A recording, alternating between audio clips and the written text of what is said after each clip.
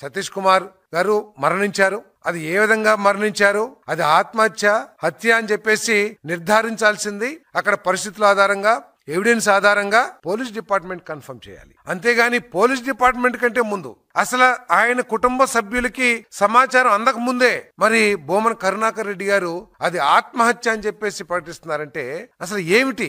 భూమన కరుణాకర్ రెడ్డి గారికి సతీష్ కుమార్ గారి మరణానికి ఎందుకు అంత ఉత్సాహం చూపించాల్సిన అవసరం వస్తుంది? మీరేమన్నా ఆయనతో పాటు కొంతమంది వ్యక్తుల్ని ప్రయాణం చేసే ఏర్పాటు చేశారా? లేకపోతే ఆయన మరణించినప్పుడు ఆయన పక్కన మీ మనుషులు ఎవరైనా ఉన్నారా? దీన్ని స్పష్టం చేయాల్సిన అవసరం ఉంది. ఇది చాలా దారుణం అని చెప్పేసి మనం చేస్తాను. మనం కూడా గతంలో చూసాం, పట్టాల హత్య కేసులో సాక్షులు చనిపోయారు, వివేకానంద రెడ్డి గారి హత్య కేసులో సాక్షులు చనిపోయారు. ఈ రోజు పరకామణి కేసులో కూడా సాక్షులు చనిపోతారేమో అని, ఉన్న వాళ్ళందరూ కూడా చనిపోతారేమోనని ప్రజలు భావిస్తారని చెప్పేసి మనం చేస్తాను. ఇది చాలా దారుణం. సిబిఐ మాట్లాడితే వారు వివేకానంద రెడ్డి గారి హత్య మీద ముందు సిబిఐ కోరి, వారి ప్రభుత్వం వచ్చిన తర్వాత సిబిఐ అక్కర్లేదని చెప్పేసి లెటర్ ఇచ్చిన ఆనాటి వైఎస్ఆర్సీపీ నాయకులు ఈ రోజు సిబిఐతో ఎంక్వైరీ చేయించమంటారు. ఏంటి మీకు సిబిఐ అంటే ఏంటి? ఇక్కడ పోలీస్ డిపార్ట్మెంట్ తో చేయించకూడదు, వాస్తవాలు బయటకు వస్తాయనా? లేకపోతే సిబిఐ అయితే ఏదో కోర్టులో కేసులు వేసి దాన్ని నీరు గార్చే ప్రయత్నం మీరు చేయొచ్చని మీరు భావిస్తున్నారా అని చెప్పేసి నేను అడుగుతా ఉన్నా. నేను